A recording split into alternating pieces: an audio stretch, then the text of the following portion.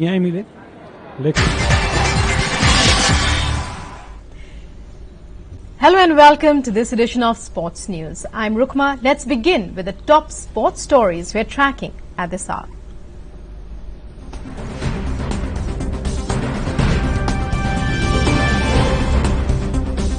All India Football Federation appoints Croatian Igor Stimac as new head coach of men's senior national team. Stimac has been given a 2-year contract with the Indian team. Former Indian women cricketer GS Lakshmi becomes first female to enter ICC's international panel of match referees, set to take charge with immediate effect.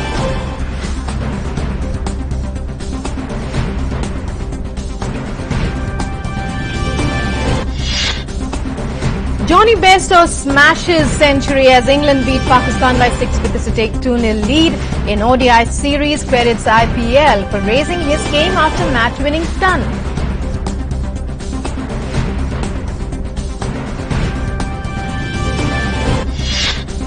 And Antoine Griezmann to leave Atletico Madrid at end of season. Reports in Spanish media link his move to Barcelona, a team he refused last summer.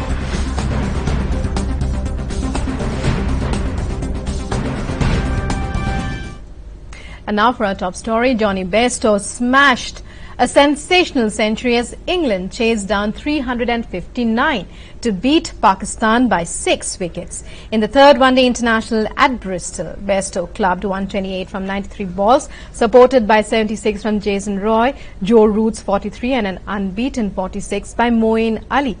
It meant England completed their second highest run chase in ODIs and best at home with more than 5 overs to spare. Asked to bat first, the tourists piled on 358 for 9, led by Imamul Haq's composed 151. But Pakistan had no answer to Bairstow's assault, England taking a 2-0 lead without rested trio, Jos Buttler, Adil Rashid and Jofra Archer. The home side can seal victory in the 5-match series, their final one-day internationals before the World Cup begins on 30th May at Trent Bridge. And former Indian woman cricketer GS Lakshmi has become the first female to be appointed to the ICC International Panel of Match Referees. The 51-year-old, who first officiated as a match referee in domestic women's cricket in 2008-9, has overseen 3 women's ODI matches and as many women's T20 international games, following close on the heels of Claire Polosak, who earlier this month became the first ever woman umpire to stand in a men's ODI. Lakshmi will be eligible to referee international games with immediate effect. Kavinder Singh Bisht produced another lion-hearted performance in the finals of the 56 kg category of Asian Boxing Championship but had to settle for silver. Bisht, who had upstaged reigning world champion Kairat Yaraliev of Kazakhstan in his quarterfinal contest, lost to an Uzbek in Mirazizbek Mirzalilov, a unanimous decision. The boxer from Uttarakhand fought with a bandage over his right eye but did not back down from going for the offensive. इस वक्त मेरे साथ मौजूद है कविंदर बिष्ट, जिन्होंने Asian boxing championship में बेहतरीन प्रदर्शन किया है। आइए उनसे पता करते हैं कि उनकी आगे की क्या रणनीति है, क्योंकि ओलंपिक का साल है, ओलंपिक क्वालिफायर का साल है, तो एशियन चैंपियनशिप के बाद उनका क्या करने का प्लान है। जो आपकी कैटेगरी है 56 केजी कैटेगरी है, बहुत ही टफ कैटेगरी मानी जाती है। इस कैटेगरी में बहुत गौरव बितूरी भी है और दूसरे और भी खिलाड़ी जी, हुसामुद्दीन भी है। तो आपको लगा कि ये इतना आसान नहीं है क्योंकि बहुत इतने खिलाड़ी है, तो how did it happen and आपका ये टूर्नामेंट में बेहतरीन प्रदर्शन? मुझे वेट से प्रॉब्लम थी, मतलब वेट कम करने में प्रॉब्लम होती थी, तो मैंने उस वजह से चेंज किया ये वेट। पता तो था कि हाँ इसमें अच्छे काफी मतलब टफ वेट है ये, पर लेकिन मुझे अपना भी देखना था कि मेरा गेम छूट जाता क्योंकि इंजरी ज्यादा हो रही थी मेरे उस वेट कैटेगरी में, तो इस वजह से मैंने ये वेट चेंज किया है। कोई कंपटीशन के उससे नहीं किया, मैंने अपने वजह से किया कि मुझे वेट कम करने में प्रॉब्लम हो रही थी। सेकंड टूर्नामेंट और इस वेट कैटेगरी में आपने सीधा छक्का लगाया, सिल्वर मेडल। बहुत कैसे हो, क्योंकि मुश्किल था ऐसे वेट कैटेगरी में भी आए और वर्ल्ड चैंपियन को भी आपने हराया, कैसा रहा ये टूर्नामेंट? टूर्नामेंट तो बहुत अच्छा रहा मेरे लिए। इस साल का मतलब स्टार्टिंग ही मेरी अच्छी थी। फर्स्ट जीबी टूर्नामेंट जो फिनलैंड में हुआ था उसमें गोल्ड मेडल था। ये सेकंड टूर्नामेंट है, इसमें सिल्वर है। तो काफ़ी अच्छा था, एक्सपीरियंस भी काफ़ी अच्छा एक्सपीरियंस मिला है। और ये एशियन चैंपियनशिप काफ़ी टफ है, तो इससे काफ़ी ज़्यादा कॉन्फिडेंस आया मुझे कि मैं आगे भी कुछ अच्छा कर सकता हूँ। इसके बाद है ओलंपिक क्वालिफायर स्टार्ट होंगे, तो नजर है ओलंपिक क्वालिफायर, क्योंकि उससे वो सबका मेन थ्रस्ट है। उससे पहले आपने कहा आपके साथ आपके दो ऐसे खिलाड़ी हैं जो ऑलरेडी परफॉर्म कर चुके हैं पास्ट में, गौरव विदुरी और हुसामुद्दीन दोनों। सो तीनों में एक 3-वे रेस रहेगा, क्वालिफाई भी करना है और उसके साथ साथ ओलंपिक में भी खेलना है। जी यस सर, ये तो सभी जितने कोई भी स्पोर्ट्समैन है उसका ड्रीम यही रहता है कि वो ओलंपिक्स खेले, उसमें एक अच्छा अचीव करे। तो कंपटीशन तो पहले ही इंडिया में पहले बहुत ज़्यादा है, फिर यहाँ पहले एक बार होने के बाद आप आगे का सोच सकते हो। आपके कोच साहब आप सबको मंकी बुलाते हैं, तो मंकी क्यों और कैसे? उनको शायद मंकी पसंद होंगे, तभी वो सभी को मंकी मंकी कहते हैं। तो आपको और अपने नचाते रहते हैं आप लोगों को? हाँ, कोई भी टूर्नामेंट में या कोई भी प्रैक्टिस सेशन के बाद अगर आप डांस करना चाहते हो, म्यूजिक तो चलता ही रहता है। अभी मंकी की तरह मंकी ऑलवेज, मतलब मंकी तो साथ में मुंह में रहता ही, उनके मंकी मंकी कहते रहते हैं। Okay, thank you so much for talking to us. So ये थे कविंदर बिष्ट, जो बता रहे थे कि उनका अब एक सपना है कि ओलंपिक के लिए क्वालिफाई करें और टफ कंपटीशन रहेगा, क्योंकि 56 केजी कैटेगरी में बहुत ही दिग्गज खिलाड़ी और खेल रहे हैं। तो कंपटीशन रहेगा, 3-वे कंपटीशन रहेगा इनके बीच में, लेकिन ये कॉन्फिडेंट है ओलंपिक के लिए अपनी दावेदारी पेश करने में। कैमरामैन अरविंद के साथ मैं Tapas Bhattacharya, DD news, Delhi. The Executive Committee of the All India Football Federation has appointed Igor Stimac as the head coach of the senior men's team on a 2-year contract. Stimac comes with an experience of over 18 years in coaching, structuring and developing football and players in Croatia and internationally. As a coach, Stimac helped Croatia's qualification to the 2014 World Cup in Brazil. His last assignment was with the Al Shahania club in Qatar. As a player, he was part of the Croatia team, which finished third at the 1998 World Cup in France. He was also a member of the team which qualified for the quarterfinals of 1996 European Championships in England. Besides, he was also a part of the Yugoslavia Under-19 team, which won the Under-20 World Cup in Chile in 1987. Atletico Madrid striker Antoine Griezmann has announced he will be leaving at the end of this season. After 5 years, the World Cup winner signed a 5-year contract last June, but Saturday's La Liga match against Levante will be his last for the club. The Frenchman has scored 133 goals in 256 appearances for Atletico since joining from yellow Spanish outfit Real Sociedad in 2014. He has won the Europa League, the Spanish Super Cup and the UEFA Super Cup during his time at Atletico and has been the team's top scorer in each of the last 5 seasons. Griezmann will be the third high-profile player to leave Atletico this summer after defender Lucas Hernandez agreed to join Bayern Munich and long-serving captain Diego Godin announced he would leave with his contract set to expire.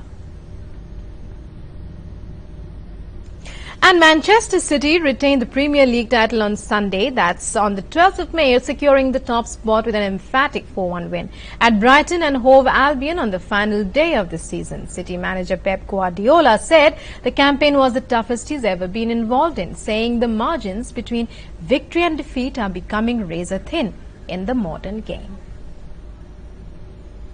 Amazing. So this league is the best managers are here and incredible players and especially this rival we face this season. So give more credit what we have done. So last season was the first one. It was incredible good to be the first one. But from the beginning we realized Liverpool, it was incredible. So being out from the Carabao Cup and FA Cup soon, help and play, less games than us, but we're incredible consistent and nothing. So we are that.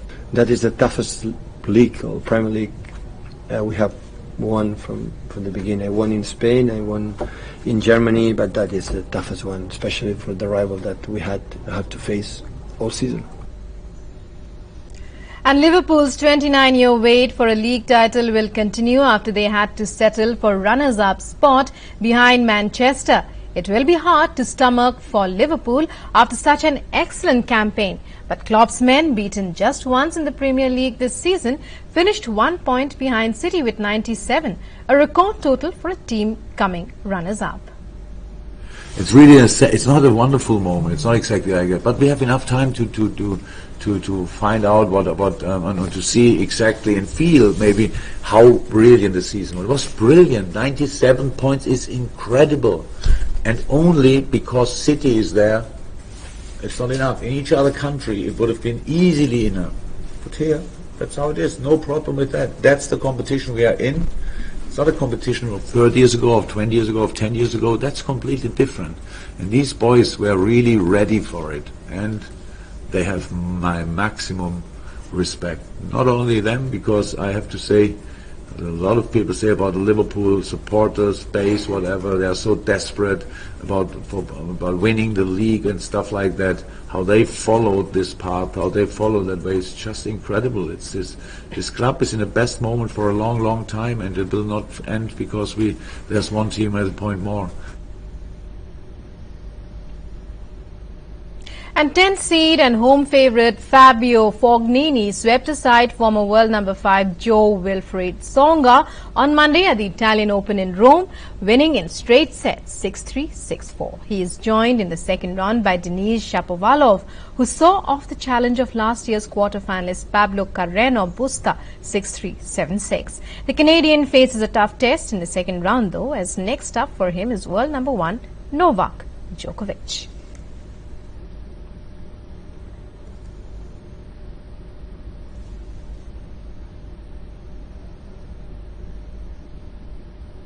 And Rafael Nadal also gets his tournament underway in the second round. And the Spaniard is feeling positive despite his relative struggles so far this season.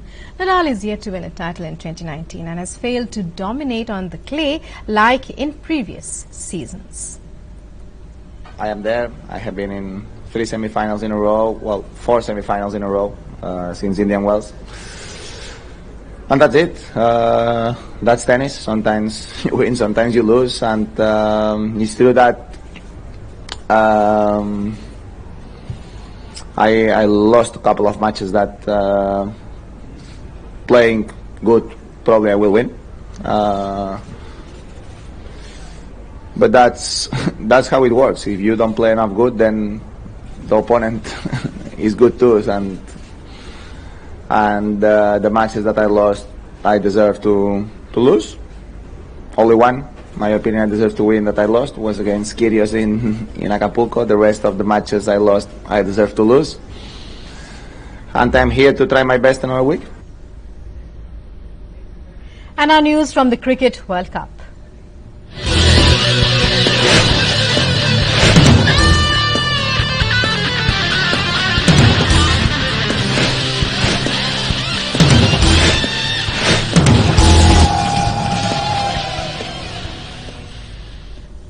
The first 3 World Cups were about absolute dominance by the mighty West Indies until India changed it to win their first World Cup in 1983.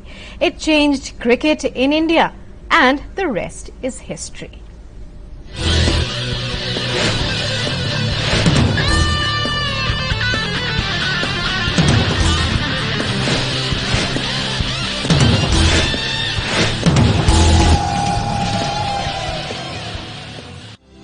Come 30th May 2019, cricket fans around the world will be glued to their televisions as the highly anticipated 12th ICC Cricket World Cup starts. The first match is between South Africa and host country England, setting the scene for an exciting competition. We take a look at some of the exhilarating moments right from the 1975 Cricket World Cup. World Cup 1975, host England, champions Windies, runners-up Australia. The first World Cup final played at Lord's between Australia and West Indies enthralled the audience. Clive Lloyd, batting with heartwarming fluency, helped the Windies recover from a precarious position to reach 291. Viv Richards then showcased brilliant fielding to help them beat Australia by 17 runs. In virtual darkness at 9 o'clock, Lloyd and his teammates lifted the coveted World Cup trophy, and it turned out to be an epochal night for them. World Cup 1979. Host England, champions Windies, runners-up England. The 1979 World Cup followed a pattern of 60 overs per side and was played in white clothing and with red balls. Mercilessly beating England to a pulp, Viv Richards propelled West Indies to 286 with his undefeated 138. He pulled, cut and drove with panache to leave England bowlers gasping for breath. Mike Beerley and Jeff Boycott brought up a 129-run opening partnership to give England some hope. However, all that evaporated once Joel Garner came into his own. The towering quick, who found himself twice on a hat-trick, boasted figures of 10 overs, 38 runs and 5 wickets. West Indies crushed England by 92 runs. Clive Lloyd's merry men made history again. World Cup 1983, host England, champions India, runners-up Windies. England were declared as hosts of the World Cup for the third successive time. Having won the previous two editions, West Indies entered the competition as clear favourites. It was the first time that Zimbabwe, winners of the 1982 ICC trophy, made an appearance in the tournament, which was played across 15 different venues. The defending champions hardly had to sweat on 22nd June 1983 as Malcolm Marshall and Andy Roberts shared 5 wickets between them to bowl out Pakistan for a paltry 184, before Vivian Richards' 80 took West Indies to their third straight final. Despite posting a low total on the board, Kapil Dev's men put up a spirited show with the ball to bamboozle the title favourites in front of a capacity crowd at Lord's. Mohinder Amarnath starred, both with the bat and the ball, picking up 3 vital wickets after making a gutsy 80 ball 26 to help India get their hands on a World Cup trophy for the first time.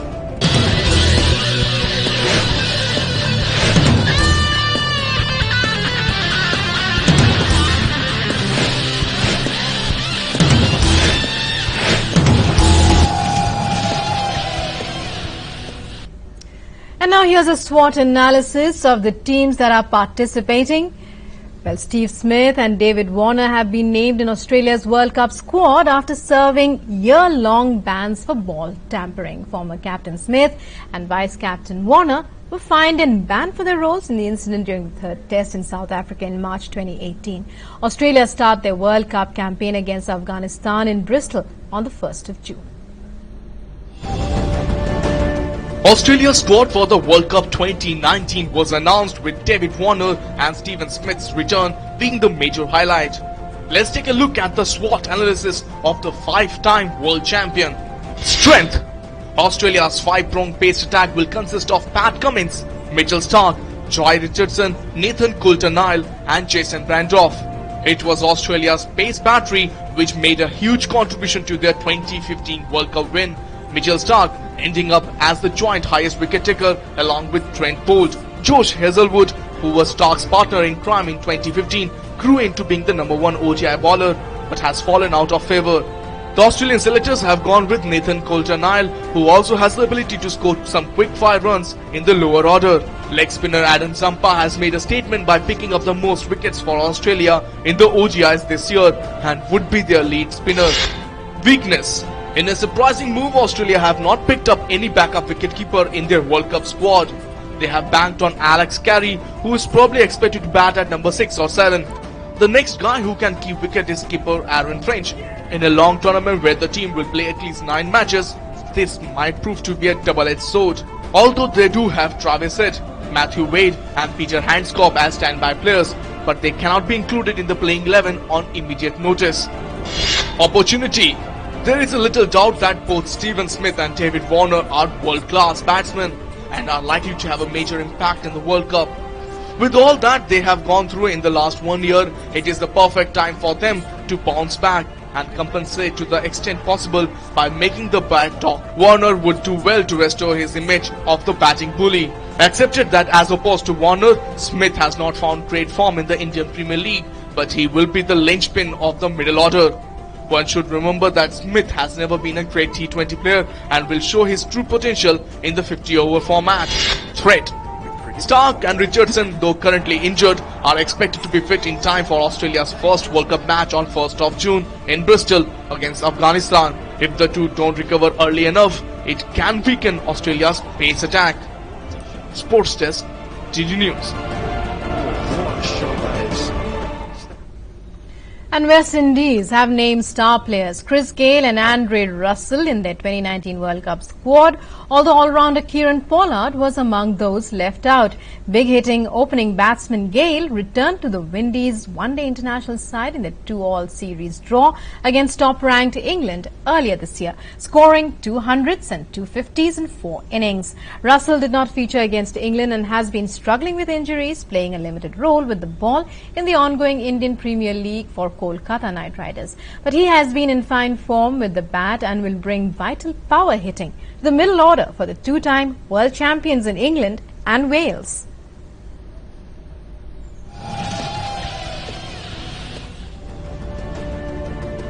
West Indies. Champions of the first 2 World Cups in 1975 and 79, the West Indies appear doomed to endure a torturous tournament despite their recent Test Series win over England on home ground. Failed to get past the quarterfinals in 2011 and 2015 and were forced to qualify for 2019. West Indies won 8 of 18 ODIs in 2018, losing a home series against Bangladesh and coming off second best in India and a return trip to Bangladesh. In 2017, they managed just 3 wins in 22 games. Chris Gayle, edging closer to his 40th birthday, is the man expected to provide the fireworks before he retires. But it is 22-year-old Shimron Hetmyer who could be the team's standout star. Hetmyer led West Indies to the World Under-19 title in 2016.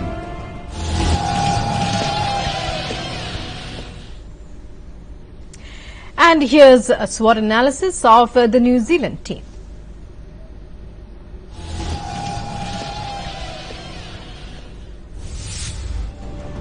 The Black Caps hope to shed their tag as World Cup's nearly men and claim the title after making the semi-final 6 times and once the final in 2015, when they suffered a heavy loss to Australia. While Kane Williamson has replaced Brendan McCullum as the captain, the core of the team that powered New Zealand to the 2015 decider remains. Although a recent strong run of form was marred somewhat by a 4-1 series loss to India in January, the biggest surprise is the inclusion of wicketkeeper Tom Blundell, who is yet to play a one-day international. Speedster Lockie Ferguson adds genuine pace to New Zealand's seam attack, regularly sending down 150 km/h thunderbolts and troubling batsmen with an array of bouncers and blistering yorkers. Ferguson has added some much-needed consistency to his game, and the Black Caps will be looking for the 27-year-old to ramp up the aggression and give them an intimidation factor in his first World Cup.